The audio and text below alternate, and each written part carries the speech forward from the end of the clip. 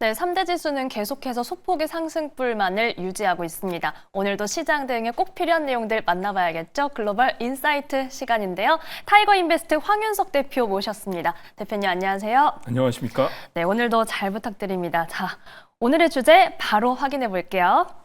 핫 뜨거 핫 서머랠리 기대감입니다. 네, 서머랠리. 네. 이제 진짜 하반기 시장을 준비할 때가 됐어요. 정말 네. 코앞에 다가왔는데 대표님 우선 이 서머랠리 기대감 어디에서 확인할 수 있는지 그 단서의 출처가 제일 궁금하거든요. 네, 시장은 지금 금리 인하에 배팅을 하고 있고요. 좀 전에 설명을 해주셨지만 그래서 언제 하느냐, 몇 회 하느냐 이게 중요하다고 말씀드릴 수 있겠는데 파월 의장이 상하원 청문회에서 얘기를 했죠. 금리 인하 서두르지 않겠다라고 얘기를 했고요. 그래서 7월 인하설은 사실 물 건너갔다 이렇게 보여지고 있고요. 9월 인하, 연내 2회 인하가 유력한 상황입니다.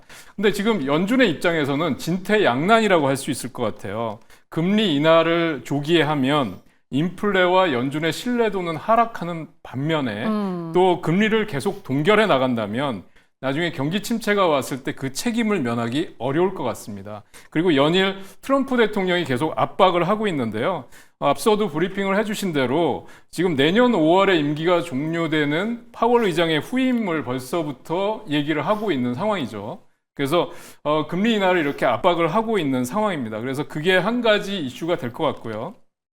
두 번째는 주요한 경제지표 발표와 2분기 본격적인 이제 어닝 시즌이 개막된다는 건데요. 지금 제가 S&P 500의 그 지수를 한번 보여드리려고 합니다. S&P 500의 지수를 보면 6,147 이 이제 사상 최고치입니다. 올해 2월 달에 기록을 했었고요. 그리고 나서 4월 달에 급락을 해서 4,800까지 떨어졌다가 지금 현재 6,115 이제 신고가 돌파 직전에 있습니다. 그러니까 지금 사상 최고가 근접을 했다는 건데요.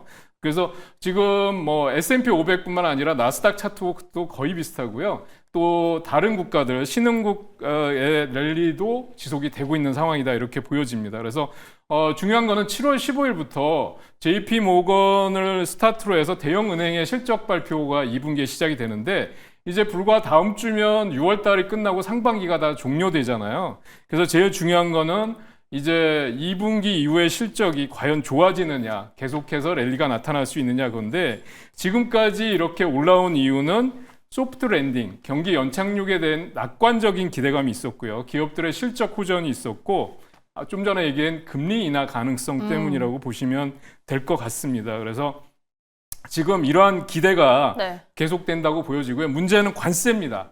관세가 이제 언제부터 반영이 되느냐인데 6월 말까지는 기본 관세 10%만 적용이 된다고 보여지고요. 만약에 관세가 조정이 된다 그래도 3분기에 반영될 가능성이 높고 트럼프 대통령이 지금 많은 교역 대상국들과 기본 관세 이외에는 아직 타결을 하지 않았는데 여태까지 해온 그것으로 볼 때 무리하게 고율 관세를 적용하지는 않을 것이다라는 시장의 기대감도 있는 것으로 보여집니다. 그래서 또 문제는 트럼프의 감세 및 부채 한도 법안인데요. 이 법안이 7월 4일 미국 독립기념일에 통과를 하느냐 여부입니다. 그래서 그게 가장 중요하다라고 할 수 있는데 경상주지 적자 사상 최대다. 재정 적자가 앞으로 계속 늘어날 거다. 하는 부담감이 있기 때문에 이것도 체크해 보셔야 되는데요. 그래서 저는 결론적으로 말씀드리면 썸머 랠리는 조심스럽게 한번 기대해 볼 수 있겠다라고 말씀드릴 수 있을 것 같습니다. 대표님 이게 지금 7월 4일 저희가 감세안 관련된 일정도 봤는데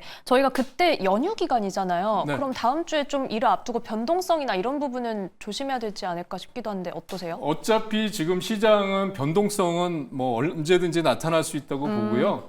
다만 빅테크나 M7이 급락하지 않고 뭐 급등은 하지 않더라도 전제 추세대로만 움직여 준다면 시장은 저는 뭐 크게 흔들리지 않을 것으로 보고 있습니다. 그래서 썸머 랠리라는 게 지수는 크게 안 올라가도 종목에서 수익률이 많이 나면 되는 거니까요. 그래서 그런 썸머 랠리를 조심스럽게 기대해보고 있습니다. 네, 종목에서 수익을 많이 내면 된다. 그러면 저희가 진짜 종목 옥석 가리기를 잘해야 되는데 대표님이 요즘에 좀 주목하고 계신 포인트 어디인지 궁금하거든요. 네, 그래서 뭐 빅테크에 대한 얘기는 많이 드렸을 테니까 제가 시간이 되는 대로 지금 종목을 좀 말씀드리려고 하는데 지금 암호화폐가 뜨겁습니다. 그런데 그동안은 그 스테이블 코인과 관련해서 네. 어우, 서클이 급등했었잖아요. 뜨거웠죠. 근데 지금 시장에서 서클을 팔고 코인베이스로 이동한다라는 오. 움직임이 나타나고 있다고 합니다. 그래서 제가 차트를 한번 보여드리려고 하는데 네. 정말 놀라운 거는 번스타인에서 목표가를 310달러가 기존의 목표가였는데 510달러까지 높였어요.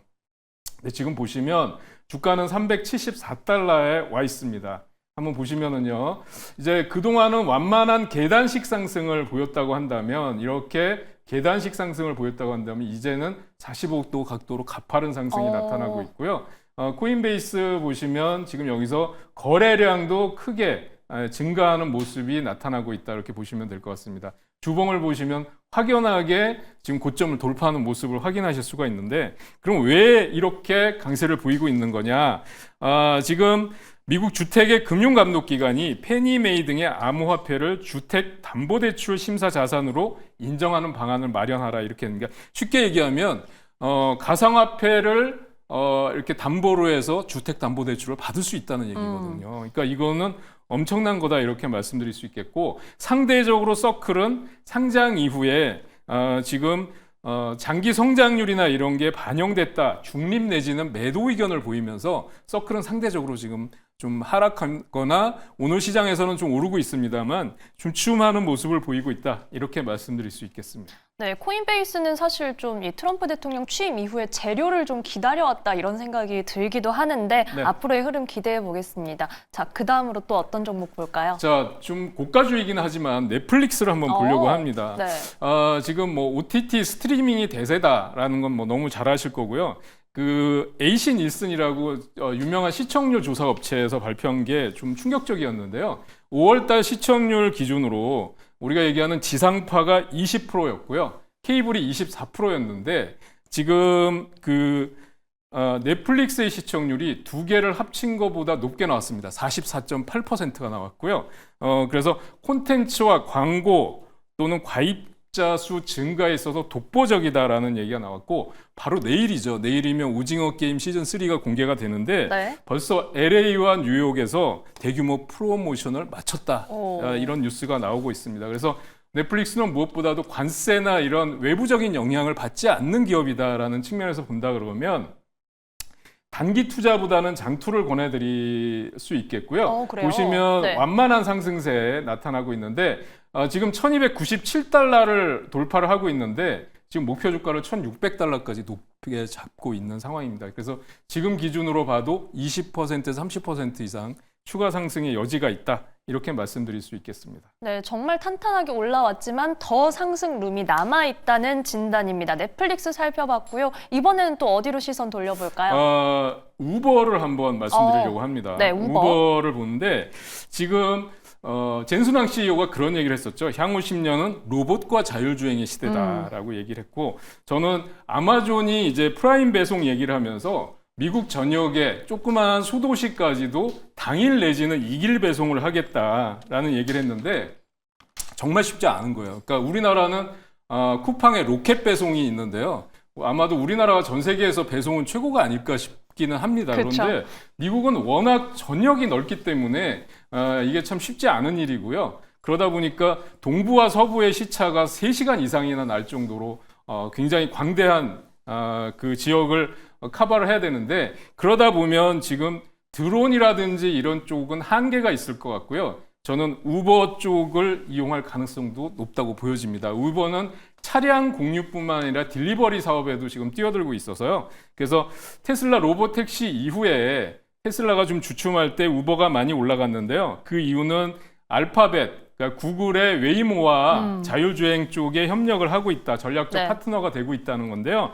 이미 테슬라보다 웨이모가 먼저 자율주행을 시작을 했고요. 레벨 4 지금 LA뿐만 아니라 뭐 텍사스, 지금 뭐 샌프란시스코, 그다음에 동부 지역 전역까지 확대해 나가고 있다고 합니다. 그래서 차량 공유와 딜리버리, 그다음에 모빌리티, 이 자율주행, 이거를 모두 지금 아우르는 기업이다라고 보실 수 있겠고요. 지금 현재 주가를 보면 91달러 정도네요. 그래서 직전 고점이 93달러인데 아마 이게 저는 신고가라고 판단이 됩니다. 93달러가. 한번 월봉을 보시면 그렇죠. 93.6달러 이게 신고가인데 지금 목표 주가를 120달러 또는 140달러까지 높여 잡고 있습니다. 근데 사실 이런 성장 기업들의 목표 주가는 예측이 사실 어려운 부분입니다. 그럴 추가 것 같아요. 상승 여력이 네. 있기 때문에 장투하시라는 말씀을 드릴 수 있겠습니다. 네,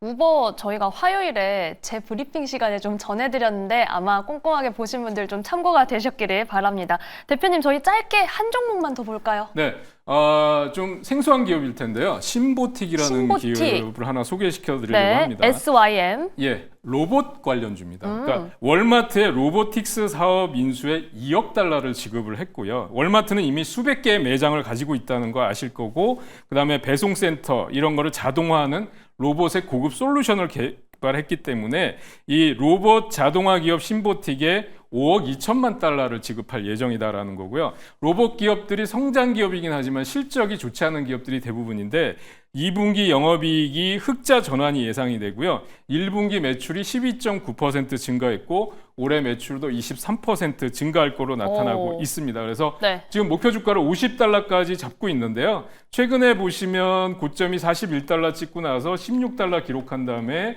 36달러까지 올라왔습니다. 주봉을 통해서 한번 보시면 50달러 이 직전 고점 40달러를 넘어선다면 50달러 이상까지 매물 부담이 없다.